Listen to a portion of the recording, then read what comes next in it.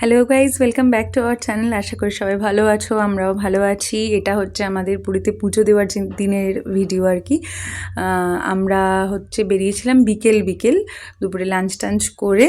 তারপর বিকেলের দিকে আমি বারবারই বলেছিলাম যে ঠাকুরমশাই মানে পুরোহিত আমাদের ছিল আর কি, তো ওনাকে বলেছিলাম যে যাতে আমার মানে ভিড়ে কষ্ট না হয়। আমরা ওখানে গিয়ে জেনেছিলাম যে এটা আর কি দামোদর মাস, এই কার্তিক মাসে পুরীতে প্রচুর ভক্তগণের সমাগম হয়, যেটা আমরা দেখেছিলাম। মানে সমুদ্র চত্বরে এত লোক ছিল না, মন্দিরে যত ভিড় ছিল।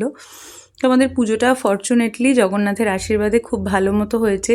পাপানকে কোনো কষ্ট করতে হয়নি, মানে ভিড় ভাড় হবে, ওর খুব কষ্ট হবে এটা ভেবে আমি একটু ভয়ে ছিলাম। এই যে দেখতে পাচ্ছ ধুতি পাঞ্জাবি পরে বাবার সাথে রেডি হয়ে ওয়েট করছে কখন ঠাকুরমশাই আসবে আমাদের মন্দিরের ভেতরে নিয়ে যাবে।